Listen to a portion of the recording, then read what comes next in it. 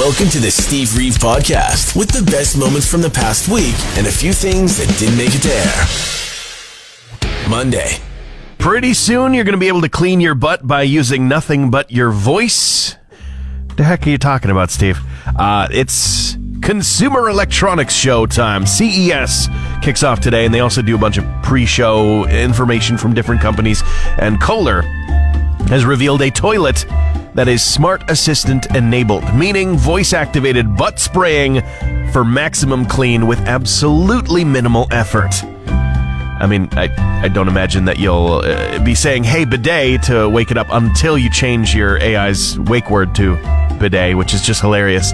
But then you got to use that to change your lights and everything. It could even dry you off again afterwards. Yeah, it's got air drying technology. Just space level stuff, space exploration level stuff. But honestly, it does come with a catch, I have to imagine. Get ready to have Amazon and Google really know you inside and out. The Pure Wash bidet seat, adjustable seat warmer, adjustable water temperature, and we'll probably add RGB party lighting for the 2.0 version. But does it really know you? Please repeat command. I love you. You would like to vomit? No, I love you. Seat up for vomit. No, I love you. Vomit now. I love you. Vomit. I love you. Vomit now. Vomit now. Stop saying that. Vomit now. Damn fool. Okay, this is just sad. I gotta give a shout out. I gotta give some love to the dead battery saviors out there who are likely going to be putting in some shifts this week if they aren't already. Kind of chilly, getting colder for sure. We have big love for the booster boys and girls out there who try to help out with those who are a little bit stranded. I mean, stranded outside your house, not exactly stranded, right? Just stranded from getting to where you need to go, aka work, or maybe getting the kids to school, whatever the case is. I myself have been saved a few times by people coming to give me a boost out of nowhere, and huge thanks. So I'm also anticipating seeing a few northern Canadian snow snakes out there, aka the busted up extension cords scattered here and there, strewn about. Don't forget to unplug the block heater. You're listening to the Steve Reeve Podcast from 100.5 Cruise FM. The Smashing Pumpkins looking for a new guitarist. If you fancy yourself a picker of strings, then maybe you could apply for it. They specifically said guitarists, not bassists, but the application process is open to anyone who might be interested. Applications may submit a resume and any related material to blah, blah, blah, blah, blah. You can find it online. It's back in October that we learned that the longtime guitarist with the Pumpkins, the Smashing Pumpkins, Jeff Schroeder, was going to be leaving, saying they need to make space for a slightly different path. And that means, hey, could be your opening. Give it a shot. Michael Bolton in the news because he is recovering at home after an emergency brain surgery. He announced that just before the holidays, it was discovered that he was going to require surgery to excise a tumor, and thanking his incredible medical team, saying he's going to spend the next couple months surrounded by family, recovering, and of course that means that there's going to be some unfortunate postponements, but very valid reason for it. David Bowie's birthday today, and of course he's also going to be celebrating later on in the year, posthumously, a 50th anniversary celebration, the milestone for the Diamond Dogs album, but there's also going to be a new release for Record Store Day. Just announced the LP from the Ziggy Stardust era, Waiting in the Sky, is going to be re-released. Newly released 4 songs on the 1972 album, including a cover of a Chuck Berry song as well. That's going to be released later on in April. Keep your eyes out for all kinds of releases for Record Store Day 2024.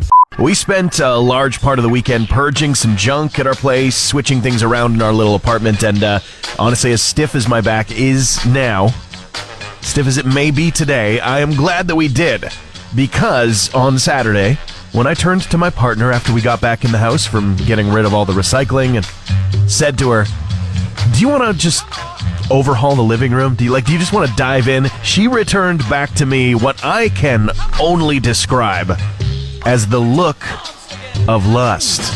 Very much into the idea. Trust me, general relationship advice, listen to what they say, get them a treat when you go to the store alone, and every once in a while, rearrange the furniture. And that's not a euphemism. Although, I mean, it still counts as good advice either way. Tuesday. Job interviews, something that people have to face at all stages in life. All stages. Can happen anytime. Some people keep a job their entire lives.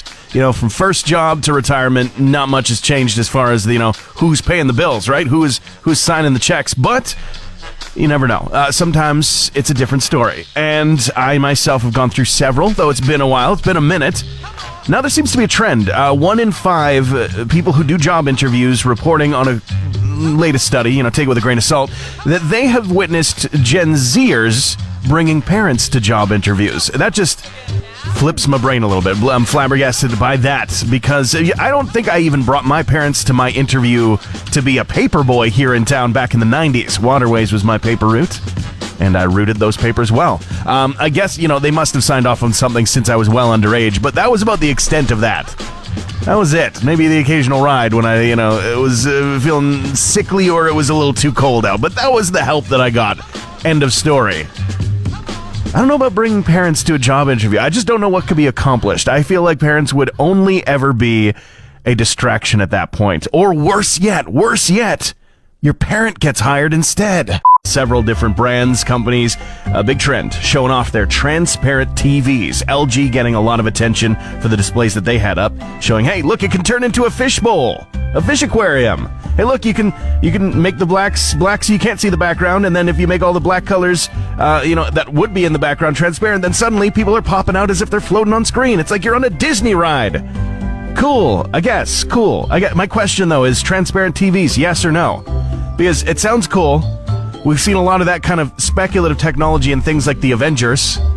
There was a hilarious throwaway line in one of the most recent Marvel movies where somebody said, he's like, for a spy, you're holding a phone that I can see the other side of the screen on. Why is it transparent? You're trying to keep things secret. That's how I feel about the transparent TVs. I'm like, why do I need to see through the thing I'm trying to see? Do you get the gap in the logic there? It's fun, it's cool. But I think we want transparency in other things, like, I don't know, government policy. Hey, Alexa, play the Steve Reeve podcast. Metallica. Yeah, they're heating things up again in May as they join together for another leg of that tour, the M72 tour, which has them playing two nights with completely different set lists and even different supporting acts in each of the different cities that they're visiting. But on the Metallica Report podcast from the band just recently, James Hetfield was innovating, saying he's got some ideas for microphone innovations that could be a good thing. One is he says that he wishes he could move around more with microphones kind of being static. If there were more mic stations, that would be cool, but then the people who are working the sound, the technicians, would have to be chasing him, and then makes a nightmare. So he's thinking, what about if you wore something that could tell the microphone that you're closest to turn on? Well, wouldn't that be cool? Another thing he says would be cool would be a straw in the microphone so he could take little sips of water while he's playing. That could be cool. I mean, traditionally, water and microphones don't really mix, but hey, it could be done. In other news, on the date of what would have been his 77th birthday, David Bowie was honored with a street named after him in Paris. It opened up just yesterday, and this is something that was actually first announced back in 2020. It's been in the works for several years, but as of yesterday, it is officially the Rue David Bowie open.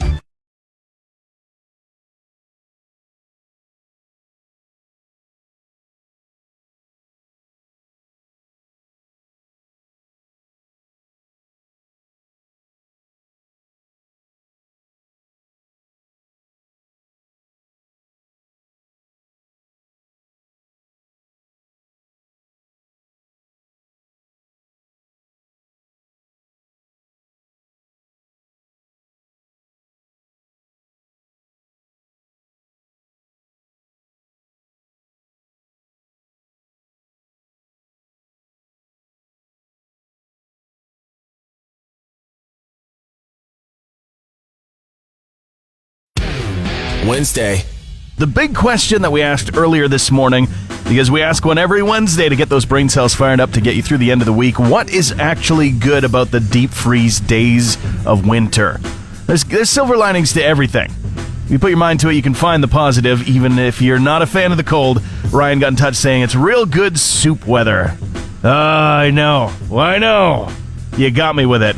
Kate also texted in to let me know that it's the sort of balance of having kind of crisp, cool air in your place, but being so warm underneath a blanket. She says that she's just an absolute fan of that feeling, that sensation, that balance where you can feel the cold air, you can breathe it in, but you're still nice and toasty. Hey, that paints a nice picture. What about you? Let me know. Call or text it, or join the conversation on our social media if you like. The big question: what is actually good about the deep freeze days of winter that we're going to have for a few more at least? Now, Guitar.com had an interview with Pete Townsend of The Who, one of the greatest guitarists of all time, and he was talking about how intimidated the aging crop of rockers and guitarists are when they see the young guys on Instagram that shred to hell and back, as he says, who started when they were 6. But he says that the intimidation, despite it, he is happy to see the work being done by younger people, but he says he is happy he also developed his own style instead of focusing on flashy runs. He says he could take days of practice, learn them if he really wanted to, but he wants to be part of the old order, trying to make sure that his fingers don't play a series of cliches. There's wisdom there for sure. The former rhythm guitarist in Billy Idol's band, who has been making a name for himself, Mr. Morrison, Billy Morrison, he is putting together his 3rd album with a new label this time, but he's enlisting the help of a ton of big names.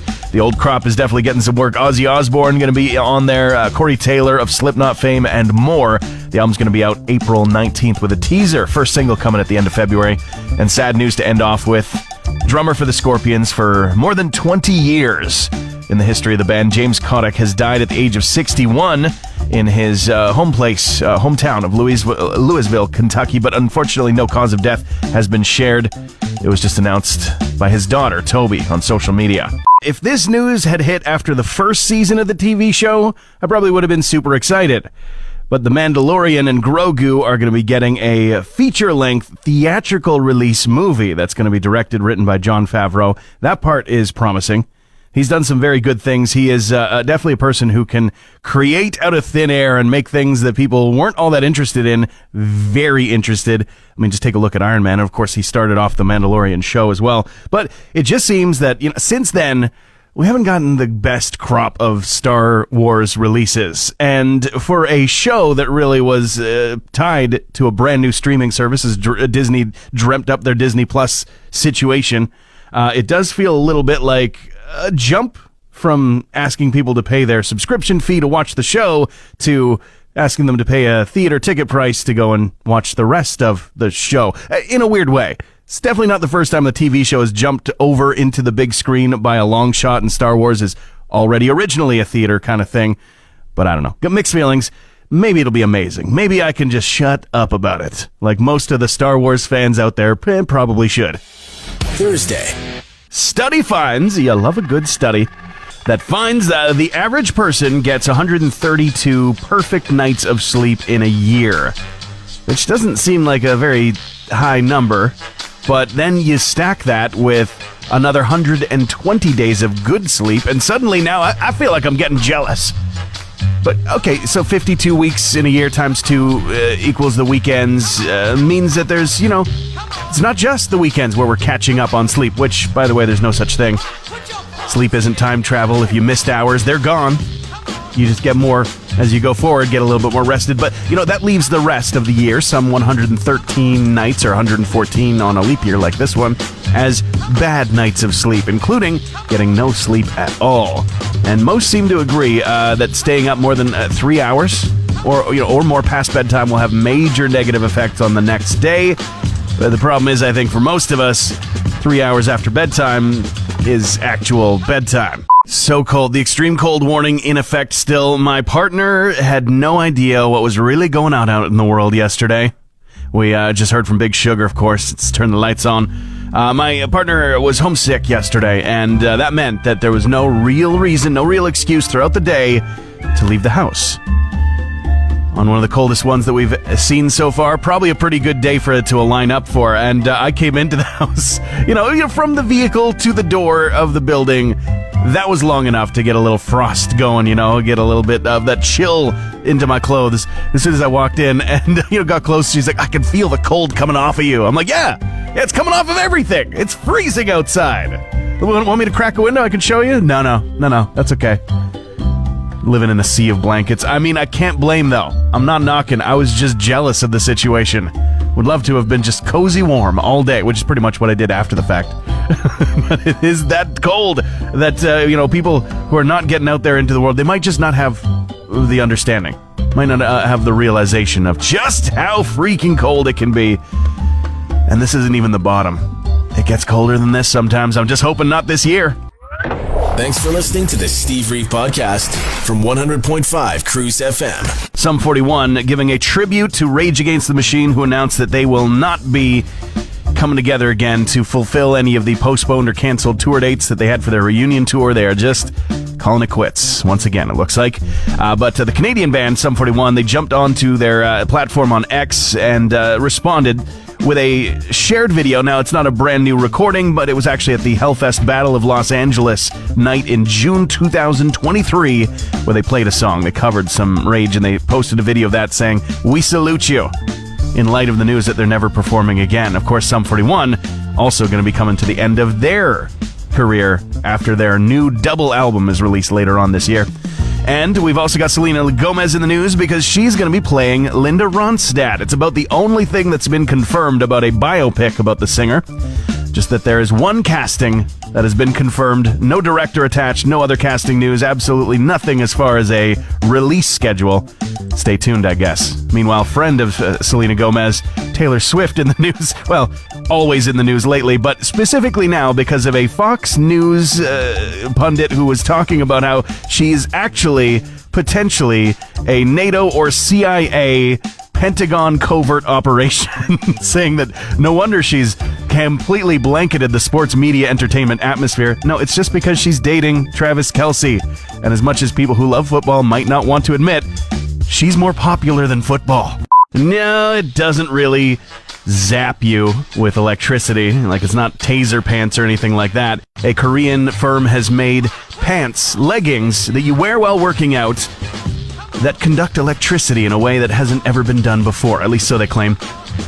They do say, in a way, it is putting electricity into your body, but really what is happening is it's taking the electrical field that we generate when we work out anyway. I mean, we already just generate one just by existing and living, but when we work out, other things happen, and it's just kind of taking that and redistributing it and making it so that you're getting like a nice little electrotherapy across your skin as you work out.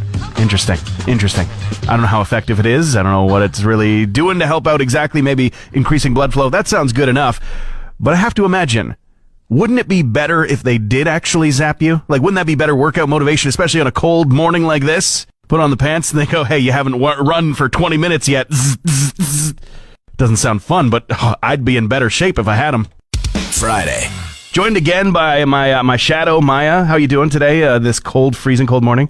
I'm doing okay, just really, really cold. Yeah, no, there's definitely like an attitude. And I've got the same attitude. I'm like, I'm kind of in a grumpy mood just because I'm looking outside and it's so cold. I'm imagining the prolific and famous comedian George Carlin might be a little bit ahead of your time, right? Like yeah, a little, just a bit. Just a bit. You're what, like 19, right? Yes. Do I have that right? Yeah. So yeah, no, that math checks out. But I grew up on George Carlin. How about AI, though? That's not ahead of your time. Oh, no, that's not. No, that's not. right in your time right now. That is a thing that has taken over the world right now. Okay, well, to tell you about it, there's this AI named Dudesy, or it has been called Dudesy, and it's impersonating comedians. And this George Carlin special that's just come out is called I'm Glad I'm Dead. He died in the 2000s. And I'll just play a clip of the AI kind of explaining what it does. Okay. Before I get started, I just want to let you know very clearly that what you're about to hear is not George Carlin. It's my impersonation of George Carlin that I developed in the exact same way a human impressionist would. I listened to all of George Carlin's material and did my best to imitate his voice, cadence, and attitude, as well as the subject matter I think would have interested him today. All right, so that's what's going on with Dudesy, and then he gets into it. He's like, here's a whole full hour of new, quote-unquote, George Carlin material. My thoughts? Absolutely not. No, you didn't do this like a human did. How do you feel about that? I completely agree. Yeah? I completely agree, you know. I'm like, fish plastic out of the ocean with AI. Don't replace comedians and writers. His daughter, Kelly, still alive, of course, has made a statement saying, no machine's ever going to replace the genius of George Carlin. And two things. if you want to listen to a comedian talk about current things that are happening in the world, maybe go check out one of the comedians who's talking about current things happening in the world right now. Or B, if you can't get away with, listening to anybody but George Carlin, he's got something like 13 comedy specials anyway that you can go and look at. They're available. They're on some sort of streaming service that an AI is programming as we speak, Generally an AI, what are your thoughts? You know what? If a human can do it, a robot shouldn't. You shouldn't treat a robot like a human. It's just no. That's a no for me. Yeah, I think wisdom ahead of your age, ahead of your years. Absolutely agree with you. One thing brand new, a lineup of pop figures, an unlikely lineup of the members of Slipknot has arrived. The metal band includes the ex-drummer as well, Jay Weinberg, likely because the agreements for actually minting these pop figures happened before they announced that they were letting him go from the group in November of last year. So that might be a little bit awkward. Also might make it more of a collector's item for those who do.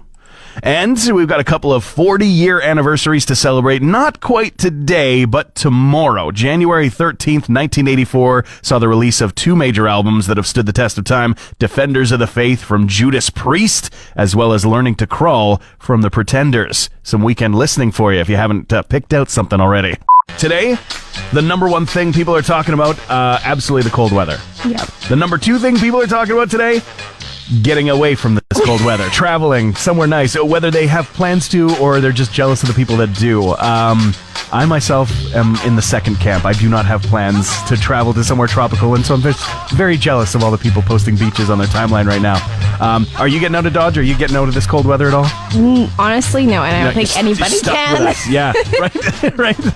Like planes, I don't think they're even flying right now. So if you can drive, we hit the mark. We hit the if your car's even starting. I think they are flying, but it's funny. It's still, I believe, truly believe deep down, still safest form of transportation. But I've been on the winter flights, and it's always a bit disconcerting when they're like, we just got to stop for 20 minutes to go de-ice the plane, and then you just kind of taxi somewhere, and they shoot goo onto the wings, and you're like, is this how we do this? Yeah, that's Is this the most scientific, technical way that we can do this? And I'm sure it is. I'm sure, as it works. It's always worked for me. Yeah, no, the plane's flown just fine, but still, as a passenger, you do have that moment of concern. Yeah. If my vehicle can't defrost the windshield, how does the plane do it? Transmission over. Want more Steve? New podcast episodes happen every Friday, or just tune into the Steve Reeve Show. Weekday mornings starting at 5:30 a.m. on 100.5 Cruise FM.